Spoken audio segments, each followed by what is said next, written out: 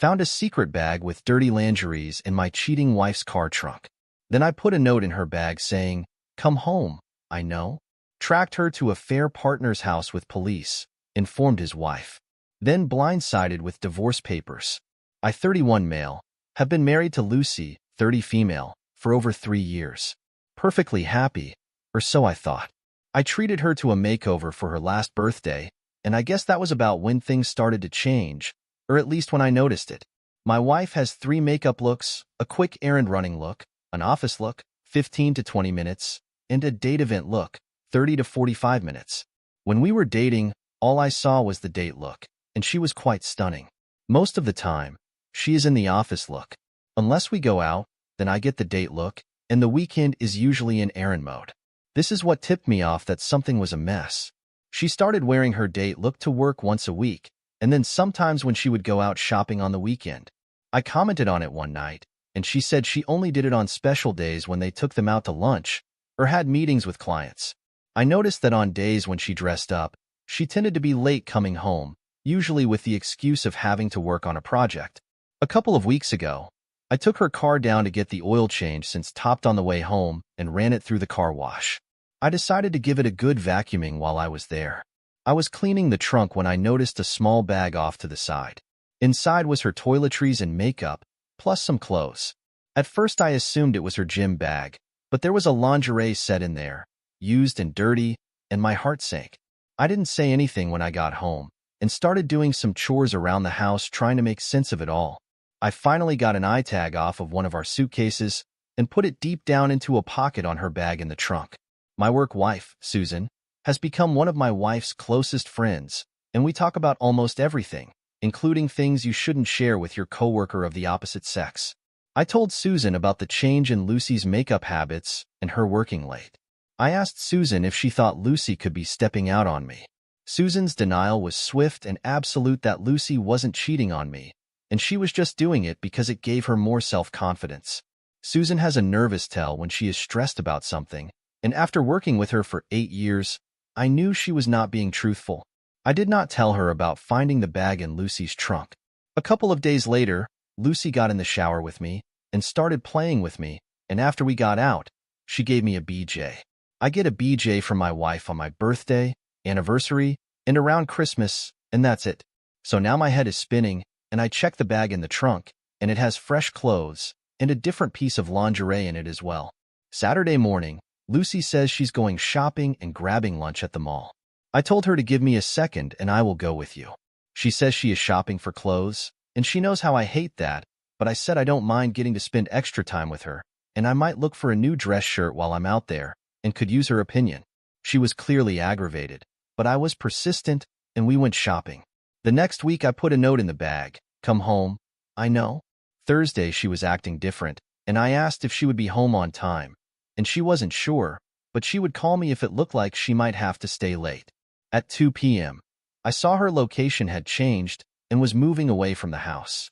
I tried to call her, but it went to voicemail, and I got a text that she was in a meeting and would call me later. I sent her one back and said I was in the neighborhood and thought I would bring her a snack and a latte.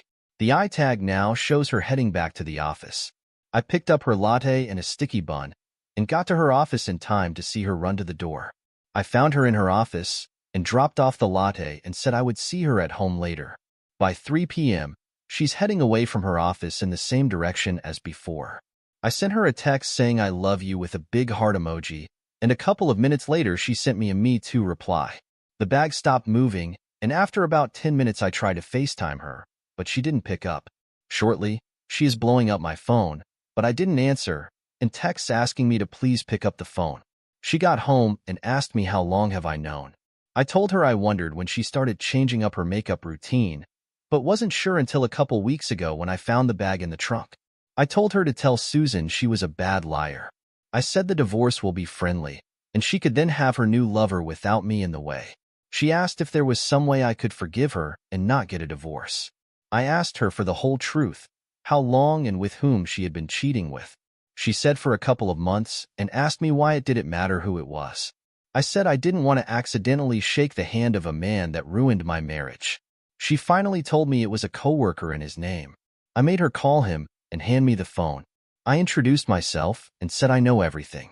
Best confess to your wife before she finds out for me, and I hung up. I told Lucy she needed to block him and cut all contact, and she said she has to work with him and that would be impossible. I said I can't see any way this can work if you don't.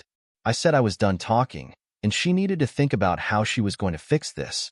I was level-headed enough that I got her confession recorded on my phone in case she tries to change her story later. The next morning I left early and was waiting for my boss outside his office. I told him I couldn't work with Susan anymore for personal reasons.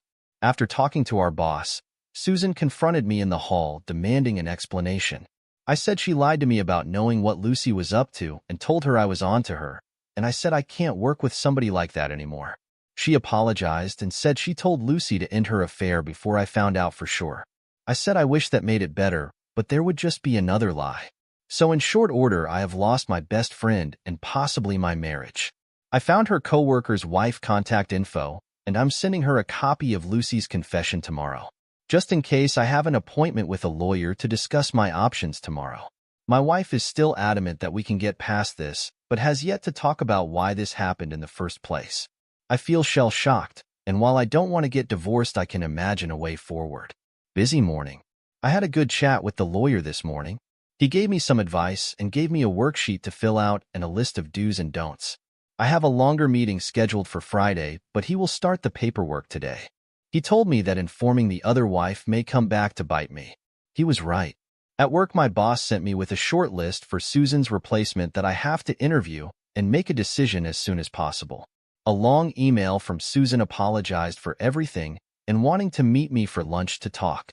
My boss hasn't said anything, but the rumor mill is going crazy about Susan getting kicked off my team, and the amount of but kissing around me is ridiculous.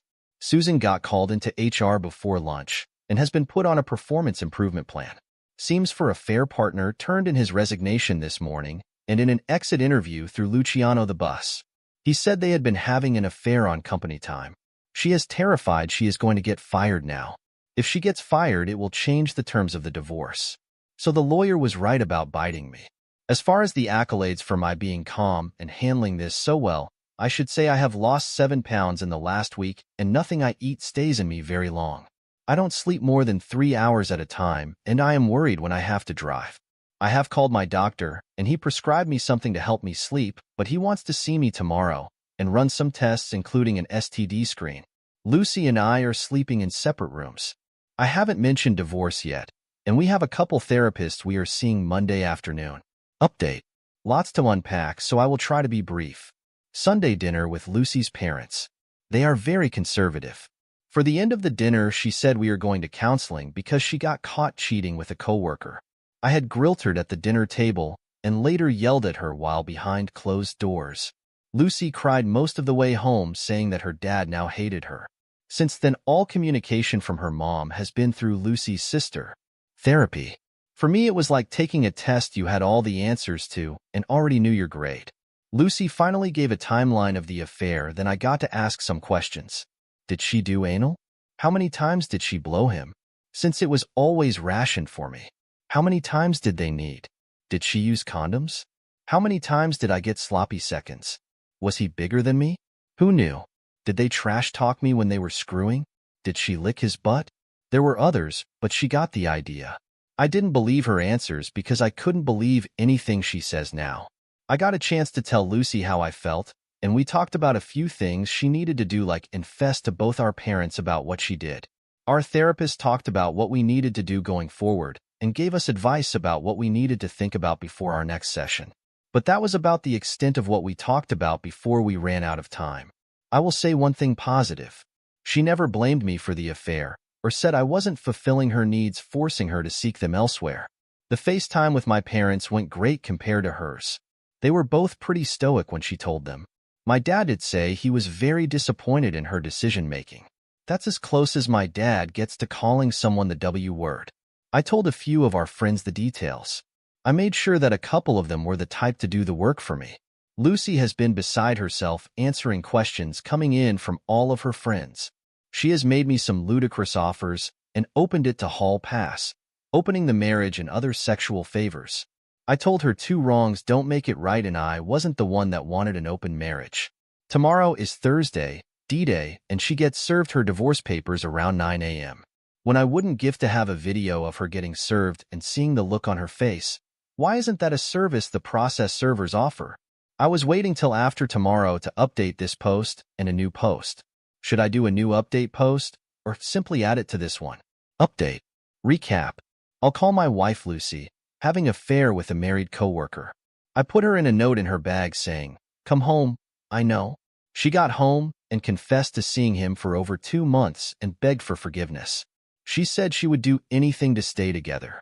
I made her call and manhand me the phone. I introduced myself and said I know everything. Best confess to your wife before she finds out from me, and I hung up. I had recorded my wife's confession and sent a copy to his wife. I told Lucy she had to confess to both our parents about what she did. My parents were upset, but her parents practically disowned her. The next day, her affair partner went to work early and turned in his notice. Before leaving, he threw my wife under the bus and confessed most of their interests happened in the afternoons on company time. I met with a lawyer and got divorce proceedings underway. We do go to therapy where I get to ask a lot of uncomfortable questions and let her know how badly she hurt me. Afterward, she made me some ludicrous offers. An open-ended hall pass, opening to marriage, and other sexual favors. I told her who wrongs don't make it right, and I wasn't the one that wanted an open marriage. Last Thursday, she got served and I dodged her phone calls all day. I had a neighbor couple with me at the house when she got there, and they were witness to her tantrum. She threw several items at me while yelling and screaming. The police were called, and they arrived in time to see her launch a glass at me. After getting the stories from all 4 of us, they asked if I wanted to press charges, which I declined. They told her she needed to find someplace other than here to spend the night and walked her in while she packed a bag. Her sister showed up and got her to go home to her apartment. Upon hearing about the events at my house, my lawyer wasted no time in getting a restraining order against my wife. When she got the restraining order, she had a panic attack or a nervous breakdown and had to be taken to the ER where they kept her until Tuesday morning.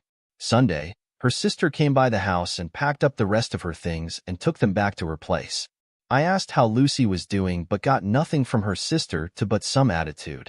Tuesday morning, her lawyer finally reached out to mine and they had meetings scheduled to talk about a settlement. At my lawyer's request, I have an appointment with the therapist who we recommended for later in the week. A sincere shout out to several of you who have let me vent and offer encouragement privately.